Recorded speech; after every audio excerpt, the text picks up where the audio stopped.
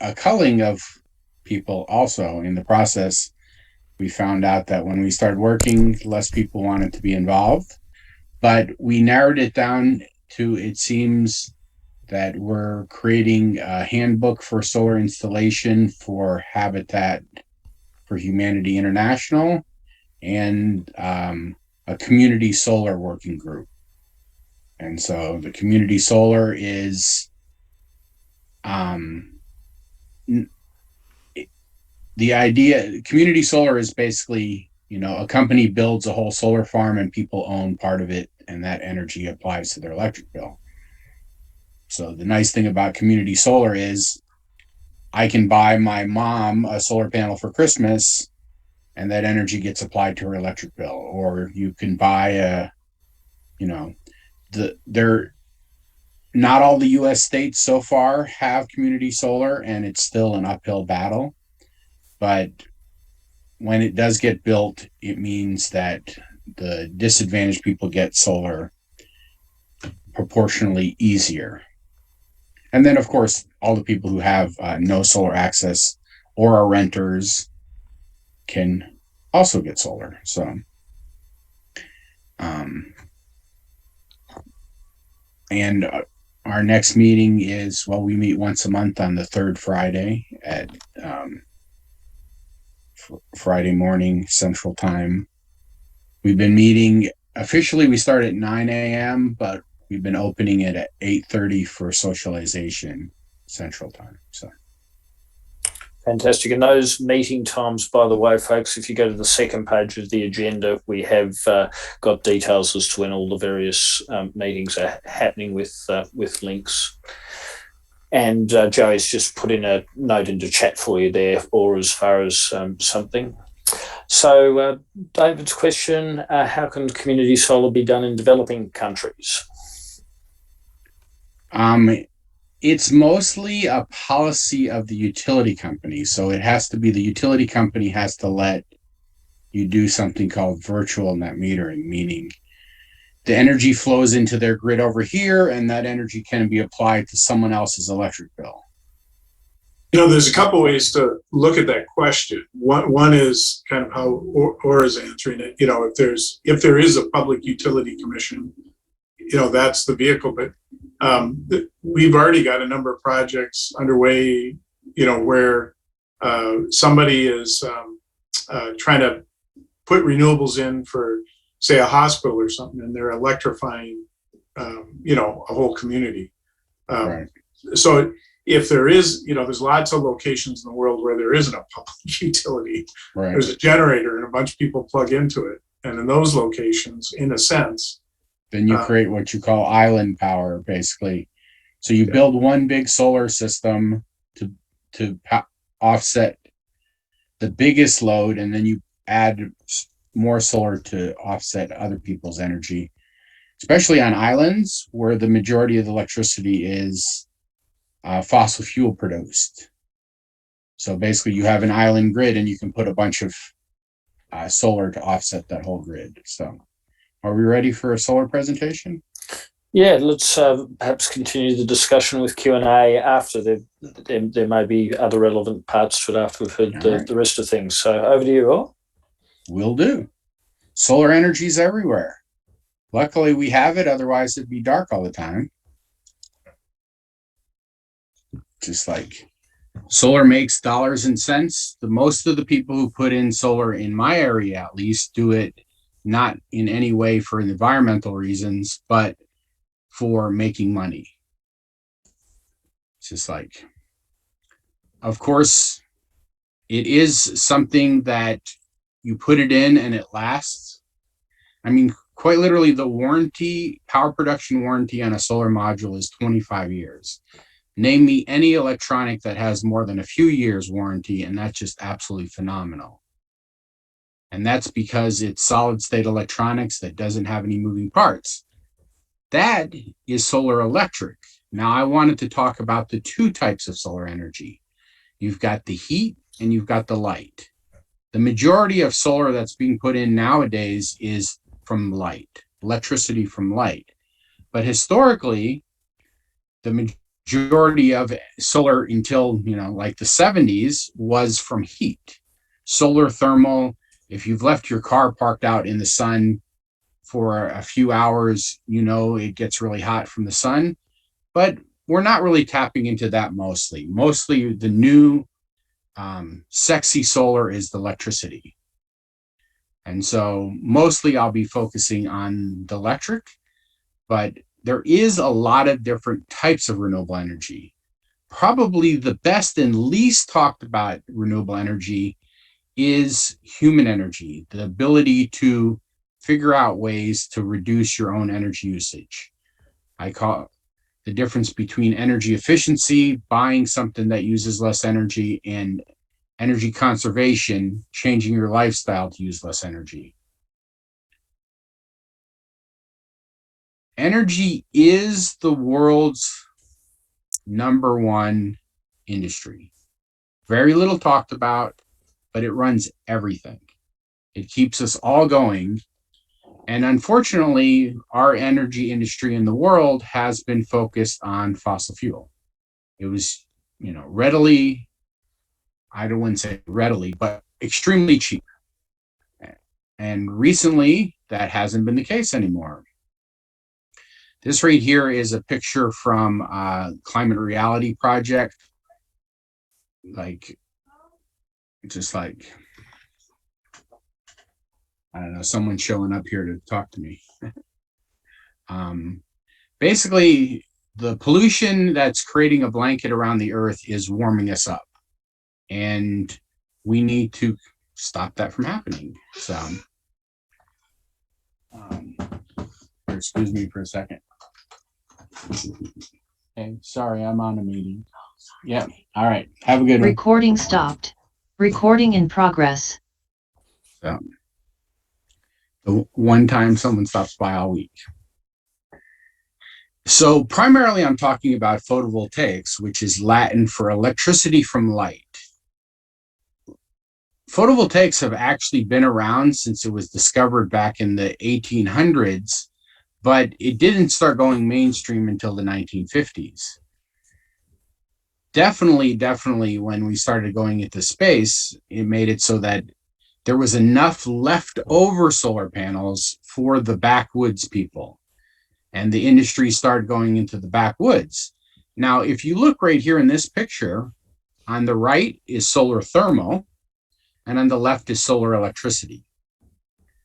Solar thermal is so efficient that you only need like 2 or 3 solar panels to produce enough hot water to heat up your whole house, versus you need 30 to 50 solar electric modules. The problem is there was a lot of really poor quality solar thermal put in, and it got a bad name. And so when solar electric came around, they wanted to differentiate, and therefore they call themselves solar modules instead of solar panels. Again, solar thermal on the left, solar electric on the right.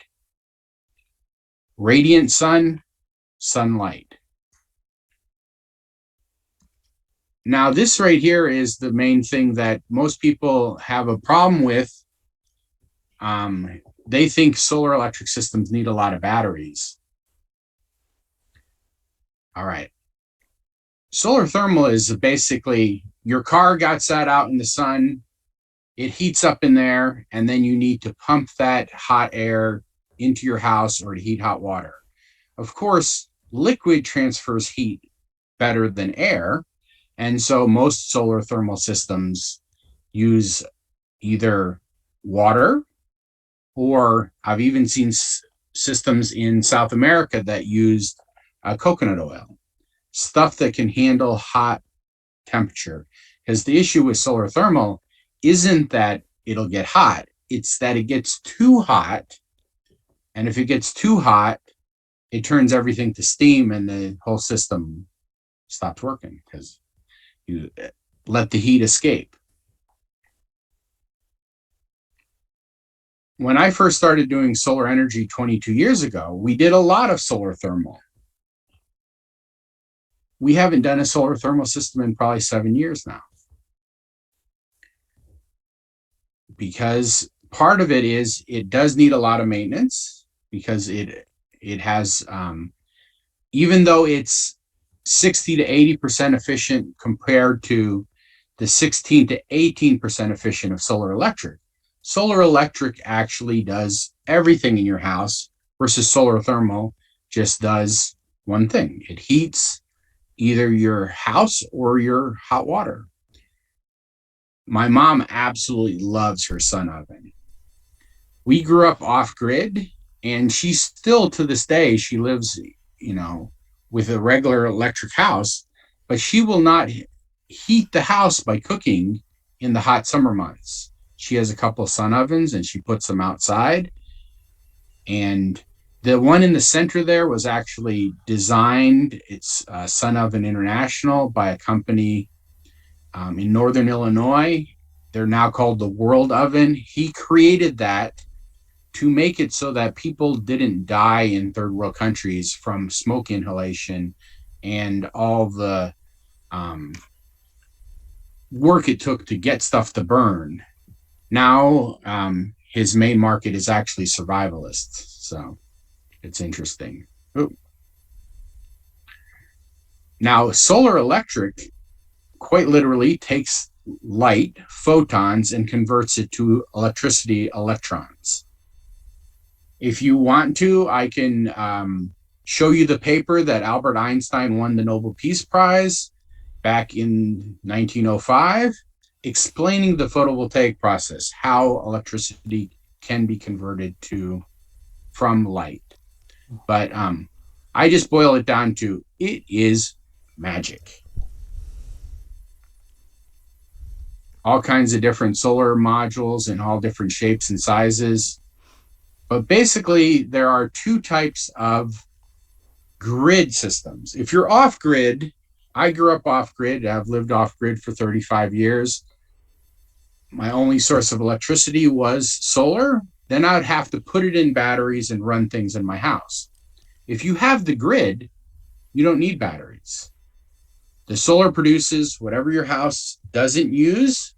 You turn the meter backwards and you sell it, or some places you have to give it to the electric company and then they sell it to the neighbor. You don't have to have batteries. In that case, the only purpose of batteries is if you want a backup power system. Here's a few systems I've done. More and more now, we're not doing so many roof mounts because, unfortunately, photovoltaics is still not very energy dense. And most people in the US use a lot of energy. And because they use so much energy, they can't put enough solar on their house to offset their house. So we've been doing a lot of ground mounts where we build an array out on the ground. So solar comes in small situations, comes in large. And more, the nice thing about solar is the energy is used from where it's produced. Our current grid system, only about 50% of the electricity from the power plant makes it to the consumer through all the wires. With solar, you can put it right there, and there's less of a loss in the system because it's used right there. And I mean, your only limitation on solar electric now is space and budget. It's like, do you have enough space? Do you have enough money to offset your energy usage? More and more homes now are being built solar ready. This is a whole subdivision that they actually built it solar ready and then they added solar later. Some of them are. And this is an example of a solar farm where you could either have the solar farm offset the energy usage of a business, or it just goes right out onto the grid and it just offsets anybody's electric. There you go. There's one. Solar panels in China. So the only limitation of solar really is the again, space and budget.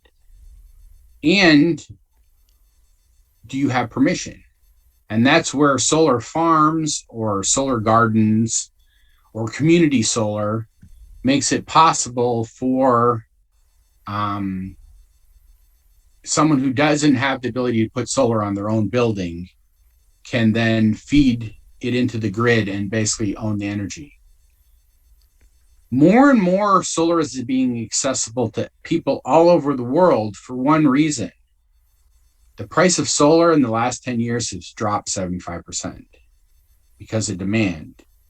And here's an example. When you used to have 100 watts of solar to run a laptop, now you can do 30 watts of solar to run a tablet.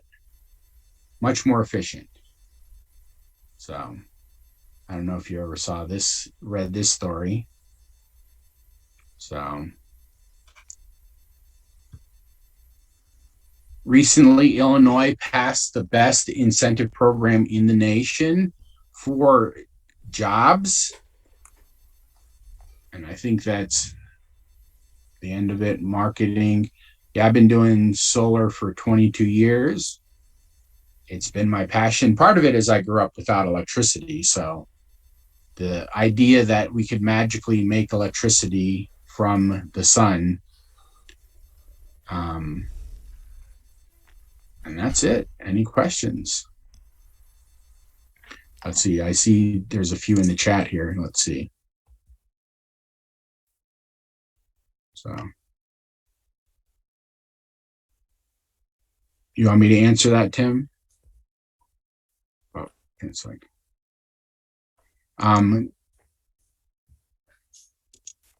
so I've got go ahead. Perhaps deal with Tim, and or what did Tim have there? I'm not actually seeing that. Oh. But I was going to ask a couple of questions regarding firstly microgrids. Right. What's the situation in the States with allowing microgrids to happen, or is it all more sort of import and export off the grid, and is that actually allowable? I only know of one official microgrid in New York that's been, and so now some places, some like subdivisions will do what we call more like an island grid, where they have like a trunk line coming into the subdivision, and then they control the energy for that subdivision. And essentially it's a microgrid, but they don't call it that. It's just basically, it would cost too much to build a new trunk line in, and so they would put solar and batteries in that area to offset the increased energy usage of that area. To some extent, the policy around how microgrids and community solar and or solar installations on your home are set based on local public utility commissions, and there's hundreds of those across the U.S. So, asking the question, the first part of the answer is where are you located in the U.S. Yeah, mm-hmm. I mean, example, we've got about 60 utilities in the state of Illinois, and every one of them have different rules and regulations. Even though there is a commission over all of them, a lot of them are even exempt from the commission's ruling. So it comes down to the main thing that's stopping solar from happening, in my opinion, in most areas, isn't the technology, it's the political will. There is no set policy all across the United States, for example. There is no set policy in my state. It's like, I've installed in 8 states, and every utility, city, municipality has different rules and regulations. And would those policy changes make a fairly significant difference to uptake and impact? And is there anything happening to try and get some of that policy change happening? For example, about 20 years ago, Germany passed a renewable energy program where they had a government-backed loan program, and they paid a premium for any solar being pumped out on the grid. That year, I was unable to get any solar modules for almost 9 months because 90% of the solar modules being manufactured in the world went to Germany. It was just, and Germany has like next to no sun compared to the United States. So if anybody wants to look up any statistics about energy, I tend to look up at the EIA, the Energy Information Agency. They keep track of a lot of it. And then in the United States, the North Carolina Solar Energy Center has a lot of statistics and programs about all of the different utilities and rules and regulations. So on the large scale, it's about changing policy. On the small scale, it's about putting in solar to help people not have to, pollute, basically not have to burn wood or what is it? I forget what it's called, where they burn the dirt or the cow patties. I mean, From Or the two arguments I've heard against solar are the effect on the environment with mining the minerals involved, especially when it's delegated to third world. And the second one is recycling these panels after 25 years and how effectively they're doing that at the moment or will be able to do that in the future. Very good questions. The first one is there is minute heavy metals in it. They're inert in it. Just the solar panel itself offsets the heavy metals of burning the heavy metals that come off of coal going into the air. And so, yes, it is a technology, but the thing is to segue into your second question, solar modules are forever. The warranty is for 25 years. I've got 40-year-old solar panels on my house and they're still cranking out power. According to the insurance companies, warranty is half of life expectancy. That's basically what they do. They do a cost analysis and they figure out. So like if you buy a computer, it gives you a 1-year warranty. They're expecting it to last 2 to 3 years. And so there's also a lot of research going on to develop recycling capabilities. And I think Germany is leading in that regard. And that certainly not a lot being recycled today, but that doesn't seem like a major block for moving ahead with solar. And I mean, installing in 22 years, I've replaced 2 solar modules under warranty. Now I've got a stack of them over in my shop. Those were all ones that were broken in shipment. But once they were installed, I've only replaced 2 under warranty. And even the ones that are working less, they take them and they cut them up and they make toys and they make other devices. And of course, the frames are aluminum. They're going to use that. But yeah, there is one of the hidden things about our industry is we currently don't have any good recycling program yet. So I've just on that one, I've just put into text chat. They have recently commissioned a solar panel recycling facility in Australia that's working quite. And they say it's really well. easy. I mean, you're basically grinding up the cells and you grind up the aluminum. You separate those two, and then you grind it up, and you can melt down and separate it out. It doesn't sound like it's very difficult. It just hasn't been really happening. No, but if you partially there hasn't been any product. So if you do have people saying that that's a big problem, it is misinformation. It is possible to recycle them, just as the cost of photovoltaics has dropped enormously through scale and through technology developments. The same thing's happening with recycling. So nobody's asked the question that usually is asked, which is, it takes a bunch of energy to make a solar panel. And mostly the idea is that energy comes from fossil fuel. And so, they say during the life of a solar panel, does it produce enough clean energy to offset the energy to make it? Well, any solar factory that's any way decent, their first batch of solar panels just goes on the factory, right? And so they built a big solar farm to offset the energy of the factory. As they tool up, maybe they have some solar panels that aren't perfect. Well, they can install them on their own place, right? So, any other questions? Yeah. No.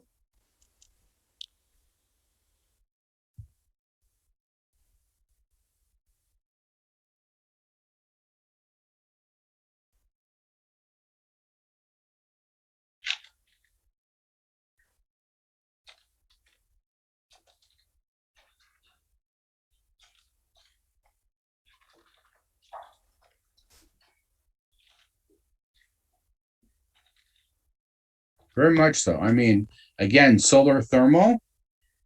So, I mean, if, for example, there's a company in Chicago that they put a lot of solar thermal on places that use a lot of hot water during the day. Restaurants, laundromats, car washes, hotels, schools. Those are all perfect candidates for solar thermal.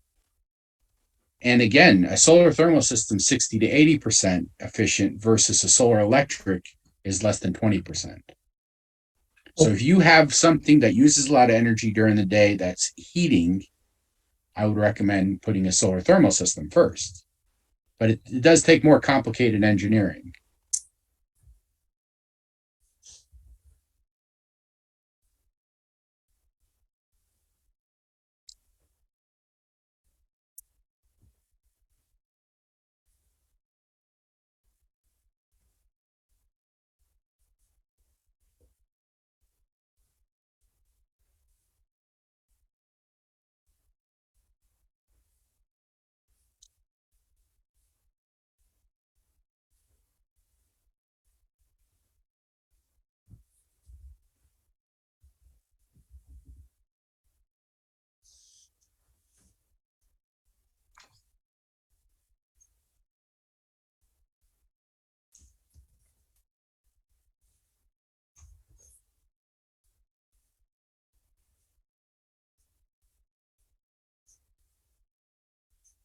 But what's happening more and more is solar produces two types of energy. It produces regular electricity to offset your electric bill, but then it also produces clean energy, and that can be sold on the open market as an SREC, a solar renewable energy credit. You've heard of carbon credits. So this is the exact opposite. Carbon credit allows someone to pollute. A solar energy credit is saying, here's a clean energy, and you can use that to offset your. So like someone who has travels in a plane can offset buy clean energy credits to offset their pollution, right? So you can have a carbon-free lifestyle and still pollute by buying SRECs. So Jean-Louis? Yeah. It's very interesting what you mentioned as an electricity credit, but does this system exist elsewhere in the world or in the state or some state? The electricity credit for the person, the opposite of the carbon. Oh yeah, I mean the solar credits are a worldwide market. So I mean, in the past, what they would do is they would invest, for example, in a big methane reducing project in India, and so you could use those as carbon credits, or a big wind farm in Canada or something. And now they're trying to make it so that when you do a credit, you're trying to buy local credits so that money gets invested in your local community. And so that's what Germany did. Germany basically said, if you produce extra electricity, we'll pay you a premium for the first few years. And people just jumped all over it. Yep. So. Another question? Yep.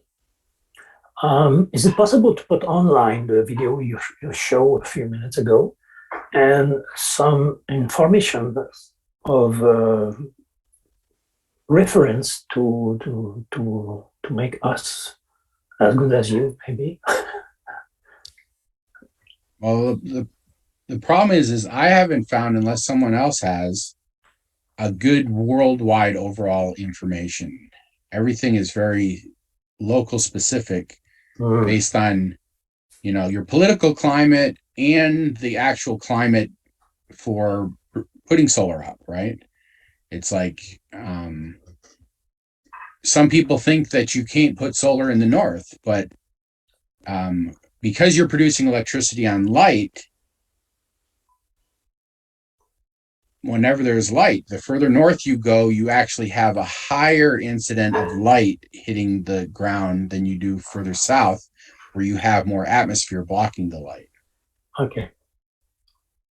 There is a TED talk, Jean-Louis, on solar, which just gives the science of it, which. Oh, yes, the TED Talk. Okay. Yeah, I realize OR goes much further than that in looking at local areas and different aspects of when it works and when it doesn't. Mm. And as far as areas for Rotary in developing or to support activities in developing countries or other things that can be happening even in North America, or what do you see, if a Rotary club's saying, okay, we do want to do projects or support projects to help things. We know that Doug's got a terrific one, which perhaps you might just mention, Doug, but other sorts of things that are good things for Rotary to be doing in the space, or? Well, I mean, basically the first thing you do is do the assessment and see how much people want it, because this is a technology that can be set up well, but if there's nobody local to maintain it, it can quickly quit working. And it's not, I see way too many projects like through a lot of, big organizations where they come in and they put in a big project and then they leave, and 2 years later it's not operating.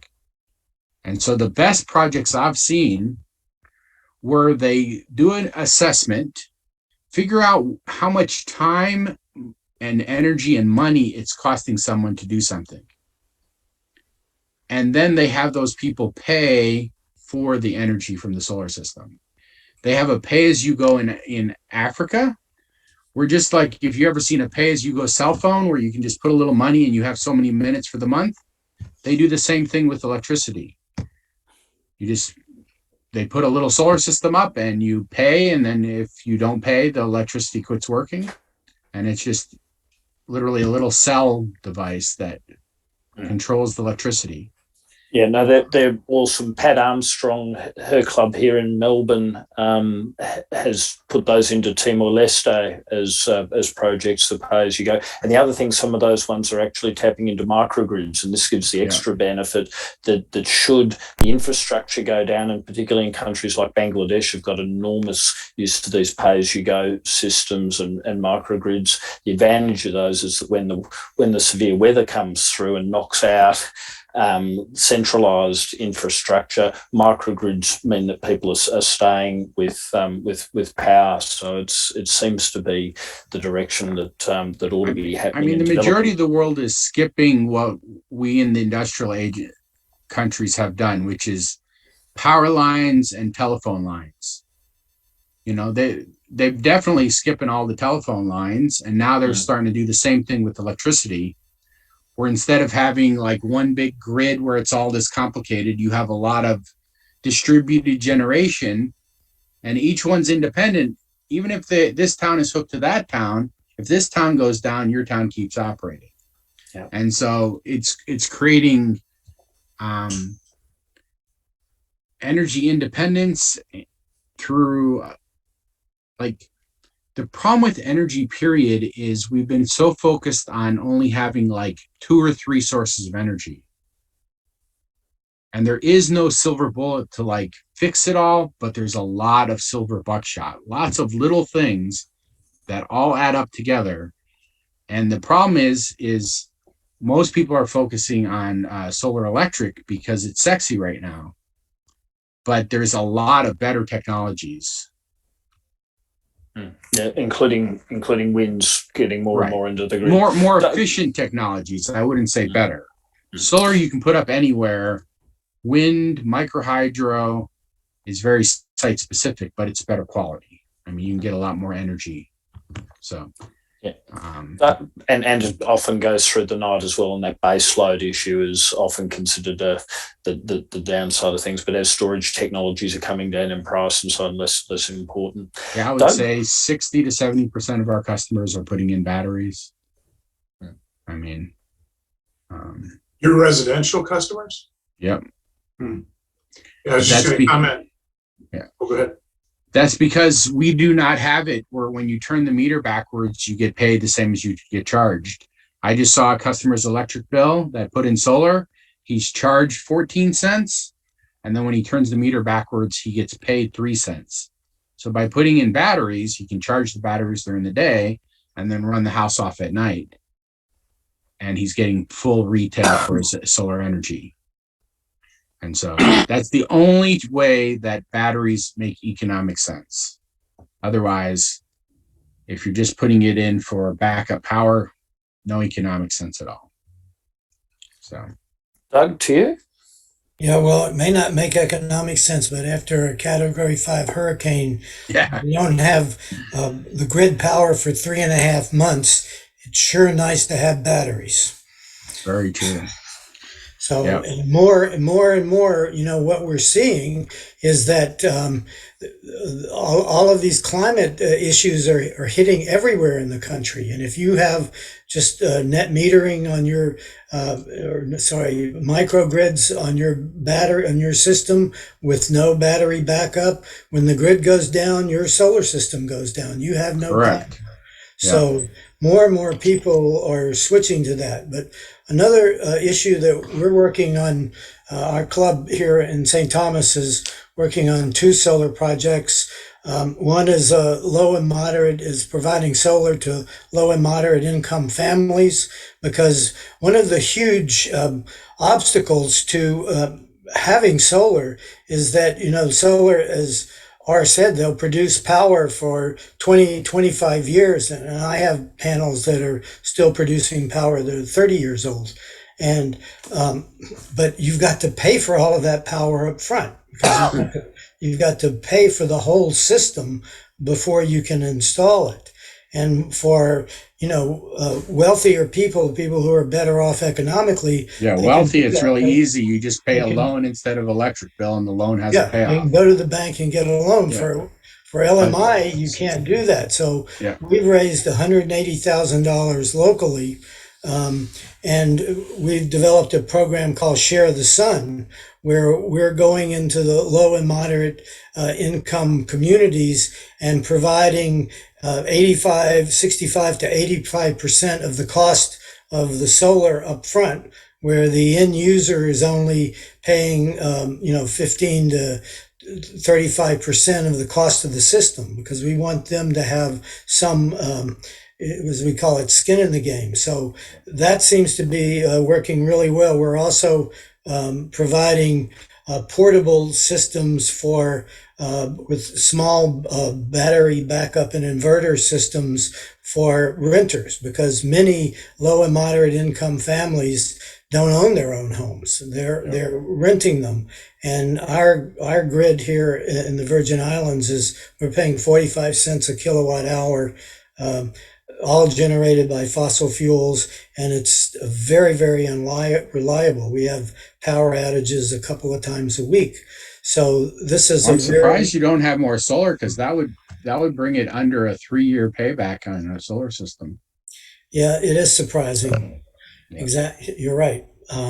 But we're just involved in doing an energy update plan here in the Virgin Islands, which I hope is going to include switching over to renewable energy. And then very quickly, the other project that we're working on is solar refrigeration for a community farmers market, because we have a farmers market here that's been in operation for 20 years, and their very existence as a market is being threatened by 2 factors. The one, that they have no refrigeration for their goods between market days, and then World Central Kitchen has given them, donated a 10 by 10 walk-in cooler, but they can't afford to pay for the cooling on that at 45 cents a kilowatt hour. So our club, through a global grant, and a couple of other clubs here, Scott's Club, and the club out in David's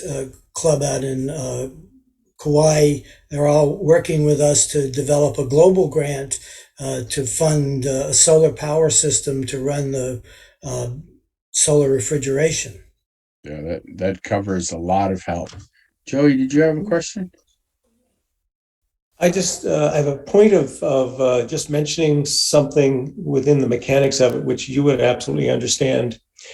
And that is that the inverters, when they switch it from DC to AC energy, they need to read what's coming from the grid to get the sine wave aligned. On a grid. When grid drops off, they shut down unless you have a drop switch. And so when you're thinking about installations that power you during periods of time when the grid energy's gone down, you need to install a drop switch so that you isolate yourself so you don't backfeed into the lines, which could electrocute the linesman. Right. There are what we call grid intertie inverters, and then there's off-grid inverters, and there are two different. So you can buy a small inverter, operate off a battery, and that's not designed, of course, to operate with the grid. But Joey, in the United States, it's illegal to install an inverter that doesn't have an automatic disconnect into it. It's built into the code. Doesn't mean people don't. But it's also illegal to hook up a generator to a house that backfeeds, and people do that all the time. So yeah, I get that. So, the other comment I would safety, make is in order to achieve scale, and that's really how we're going to affect anything in consequence. We've done something here in this jurisdiction. It's just early stages, and it's not through Rotary, but it's actually through an economic model. So I put a little link to it further up, which is our Bow Valley Green Energy Co-op.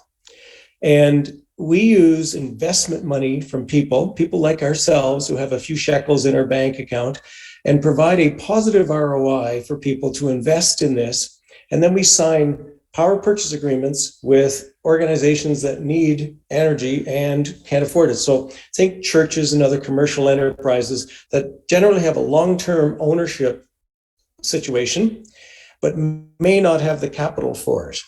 And so we build these, put them on top of churches, commercial enterprises, municipal buildings, et cetera, and have a PPA. And because we're behind the grid, all the T&D charges, transmission and distribution charges, don't become a factor. And so with that, we're able to charge a much higher rate. Instead of just the raw energy rate, the entire blended rate is the offset cost that we can charge. And so in a local church project, our levelized cost of energy was 21 cents. They were paying 29 cents. So we split the difference. So the church is paying less. We've got a bit of a margin to produce an ROI for the investor. And the reason why I say that is if we stick within Rotary, it's grant-based and raising money, et cetera. Whereas if Rotary clubs either spawned these things off independently or had it within their own club, it could be a long-term funding source for the club. And you could hit scale much quicker. There's a number of places in Canada where they've got $50 and $70 million worth of projects built like this, and they're achieving significant scale using this model. Have you got that documented to sort of socially franchise, Joey? I see that you're on the board there at BV Green Energy, but say someone did want to adopt it in, a club in here in Melbourne, said, okay, there are lots of churches and schools and so on, we could potentially do this, but how do we go about getting it started? Have you actually got it documented in a way that it could be readily transferred? Yes, we have a business plan that maps it out that we'd be willing to share with anybody. Awesome. Okay, I know some people here that may be interested in that with the Oceania chapter, so I might put that take you up on that. Right, now we have the basic thread there is of going down that path is impacted, I think, substantially by what is going on with kind of local tax stuff. So what could happen in Oceania or Australia or Canada may not happen so well in the U.S. Only half the U.S. states allow PPAs in the U.S. So seems like the document's a worthwhile document. If we're going to try to broadly distribute it, we need to localize it. Yeah, for example, like my company put a system on the local community center, and we got the tax write-off and all the incentives, and then we just basically charge them a very small amount for the electricity that it produces. All right, now we have run over time quite significantly today, but I think because it's all been very interesting. Is there any last questions for or other thoughts that are on topic? And then as far as where we go to from here, we'll send out a notification as to what's happening next month. Again, the second Thursday of December at 1 p.m. and it's not Central Daylight Time, it's Central Standard Time now. And next week at 1 p.m. Central Standard is the Solutions Team meeting. So if you have got a 2-minute teaser video that's ready for workshopping, please bring that along and join Doug and the team for that one. I have a quick question. Sure. The recording will be available from this meeting, and how? Yes. Someday. Yeah, exactly. It's one of the things. We've got a webmaster. We don't have a video editor. Is one of the things that we need. So yeah, I have taken a recording and can get it up, and I'll shoot you a link, Stuart, in time.